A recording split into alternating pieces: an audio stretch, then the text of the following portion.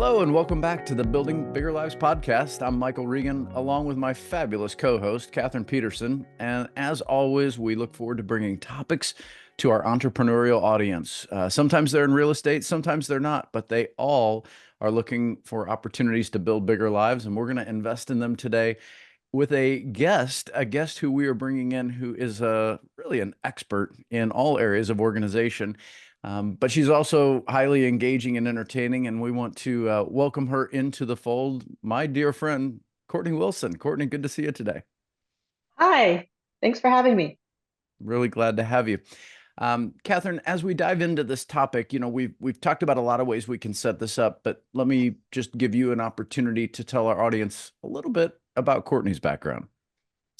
Yeah, absolutely. It's been fun to read a little bit about your business, and some of the things that you posted was like, "Ooh, that's really interesting on your website." So, creating maximum efficiency in a space translates immediately into more time and energy for enjoying the important things in life. That's right off your website.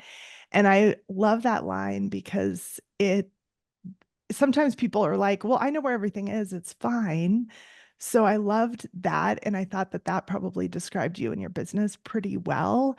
And then helping clients turn stress into calm, one project at a time. And I loved that as well. So really you do consultation, process, organizing space, all of that in one. And how long have you had your business for? I started in 2016 and my kids were still in school, so I did it mostly part-time. But yeah, so really got to start then. Great. And that was probably the perfect time. So Yeah. Courtney, where did that passion come from? I mean, when you think back to starting your business, you didn't wake up one day and decide, hey, this is something I think I could do. Something had to have been in your head or in your heart that led you to want to try something like this. Where did that come from? So I kept having people ask me, raising three kids, I was really always analyzing and trying to figure out how I could make things move faster and easier and just less stress. And so I just loved analyzing and figuring out how I could make systems work better and faster. So I started having friends ask me how I did things, or can you help me? And it was something that it came natural to me at some point with practicing and trying all these different things. And I realized that other people really got stuck and got needed help in this area. So it was a passion of mine that turned into something that I could help people with. And so, how did you kind of see that transition of, hey, I've been doing this for myself. I want to turn this into a business. Kind of walk me through that process of how you created that just from the idea of, I know I can help some people here. So I started thinking about, do my youngest was in high school and he was going to be graduating in the next few years, and I thought I either can go back to the office type work or I can do something more hands on that I have really been doing in my own home, figuring out basically a problem, figuring it out and solving it. And my background is graphic design, so my schooling is graphic design. I worked many years in the graphic design industry. So this is basically a version of graphic design because I'm taking problems and categorizing them and making them work is what I used to do. Like when I worked on catalogs, I had all this copy and all these pictures, and I had to fit it onto a page and make it work so that the reader could understand. So it's just actually using physical items rather than doing it digitally on the computer.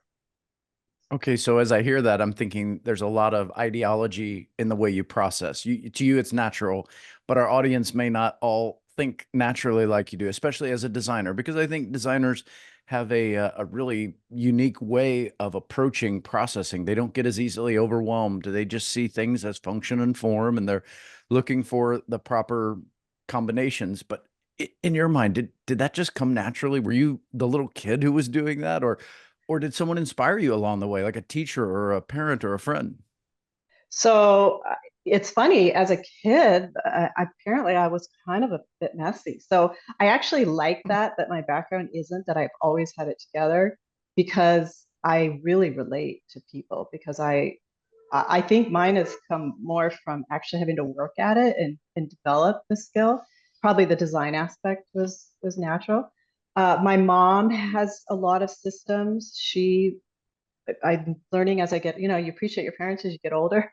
I learned a lot from her, so I give her a lot of the credit of a lot of the things that I know that I've built on. I've met your mom. I can see where that would be an influence because she clearly is a unique thinker when it comes to the way she designs and the way she organizes. Yeah. And yet you still ended up with your version of it, which is probably influenced, but still you, uniquely you. Well, another thing, yeah, that was a good reminder. I had a roommate in college. It had a pretty profound effect on me. She probably has no idea because I've lost contact with her. But she had just systems for everything. We shared a small dorm room. It was just two of us. But I watched how she was never trying to find things, and she seemed to have a lot more time than I did. And she kept things. She just created in that small environment a life that made things run smoother. And it was a very big difference from my situation. I wasn't super messy, but I just didn't have any systems. I didn't think, I'm a college kid and I'm here to go to school and meet friends. And so that had an impact on me on having systems, especially once I started having kids, um, of really, knowing where my things are and what I can fit in and what works and what doesn't. And then also as I kept trying new things and got better and better at it, then it fuels you to work harder and do more. So some of the projects I get, I really don't know exactly how I'm going to solve it, but I know I can figure it out. So That's interesting. Catherine, that's good to hear, isn't it? Because I think you and I, as parents of kids who again love them, but there's a lot of stuff to manage, and so just hearing how Courtney describes that, it sounds very approachable. It doesn't seem like, oh, I came in as an expert. I came in, knowing everything I currently know. It was really a practical approach that came through necessity, and necessity is often the mother of invention. So that's good to hear for folks like you and I, and probably our audience as well. Yeah, absolutely. It's I think there's so many people that just get overwhelmed. And I think that would probably in your position be a challenge that you have to work through a lot. So kind of where do people get stuck and how do you get them past that overwhelm? And then what holds them back from just organizing their space? yeah, so a lot of times people they get overwhelmed and then they try to do something and they give up and they try that because by the time they reach me, usually there's a reason they just have to get it done. I've worked with a lady a client that she was getting surgery and she had to be able to park her car in the driveway and I mean in the garage, and her garage was filled with stuff. So I mean she was down to the countdown where she couldn't wait any longer. So usually there's some reason, or they've got a room they need to switch to a certain reason or a deadline. It's sort of like when you go to a gym, you can walk into the gym and you feel overwhelmed and you just don't even know where to start, or you can get a personal trainer and get right on a plan and a course of action. And I'm meeting with you, so you're on a schedule, and we know what the goals are, and I'm working on the side behind the scenes, getting things ready for our next meeting together. So the forward momentum gets started. And a lot of times in the beginning, it can be slow starting. And then it just picks up and it's like it saves them so much headache and time to have a teammate walking them through, and also someone that has a lot of knowledge, like, oh yeah, I know that can go here. This charity can pick up that. I've got a guy that can take care of that. I'm sorry, that's trash. We got to, toss that. So they don't get stuck.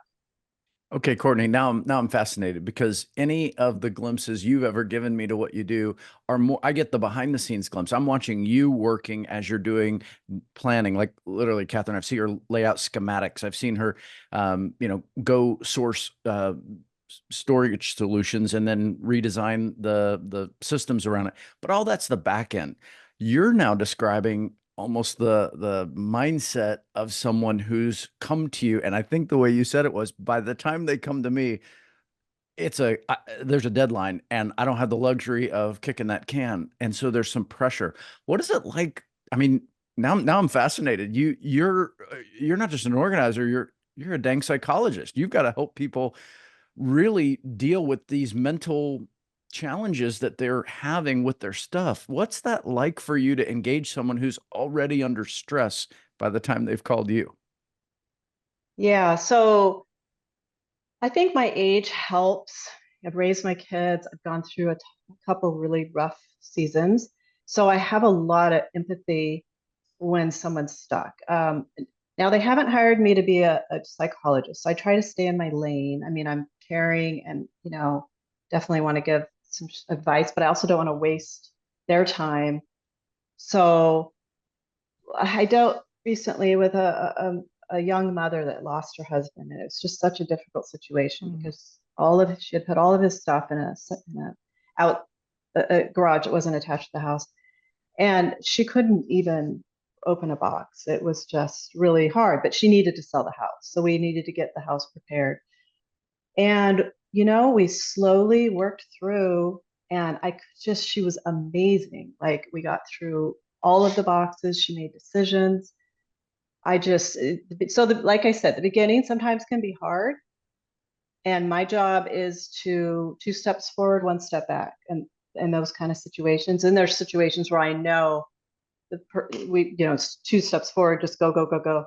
But that situation was slow starting, but then it gained momentum, and she's now in her new place, and she's so happy, and her son's in a good school. And so that was a really fulfilling job. And it was nice to use some other skills that I don't always use on certain jobs.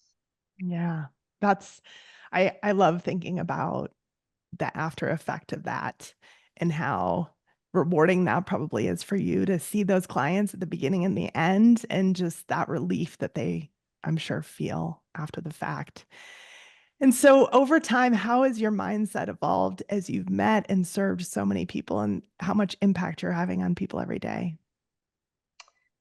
Well, when you do a business, you always learn. I made a terrible mistake in the beginning of my business. I didn't really, I find that one of my biggest jobs is finding out what their goals are. I mean, I know it, I walk in, I think, oh, okay, I kind of have my ideas, but I need to know what their goals are, because I had a young client that hired me to organize, but she actually just wanted her house put together because she was hosting a big birthday party. And I didn't really get that communication figured out. I thought she wanted to organize. And organizing sometimes can be like an operation. You make kind of a mess when you're organizing. You're pulling things out, you're sorting through things. So you probably don't want to start a big organizing project, a few days before you're hosting a bunch of people. So anyways, but you learn lessons when you own a business. And so now I'm very careful to find out what their goals are, because I'm there to help them figure out their goals, not it's their home or it's their business. I do business organizing too. And so I need to leave them in a good state, not do what's right for me.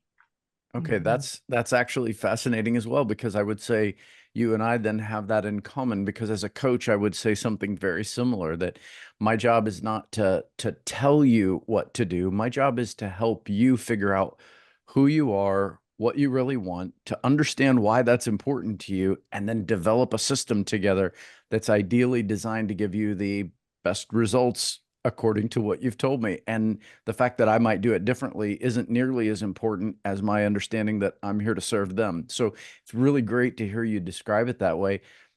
Give us a glimpse at that, because our audience are generally entrepreneurial people. So we've got, think about this as the three of us represent, the microcosm of our audience, which is people who've typically chosen their business with a sense of, I know what I'm doing, I know how to do it, I understand what works and doesn't work. So they probably have some preconceived notions. What's the key to getting people to embrace a new mindset around organizing? How do you help someone make that step forward into being curious or open or willing to try? I think asking them questions and figuring out, at what level of I was helping someone recently organize their office, and do you want it organized to this detail or to this general? I like to give people options, and that because sometimes people don't want a real they want their brains work in a certain way that they need to put things away the way their brain works. So I have to ask questions to find out how it is that their brain works. And because I've seen so many different people in different situations, I know the different categories of questions to ask them. And then sometimes I'll get like a spouse that will call me because they want me to come organize their their their home, and I'm, is your wife on board with this, or is your husband?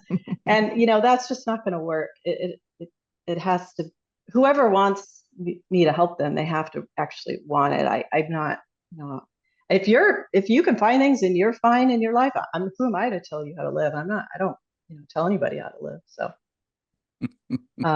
so I don't push what I do onto people.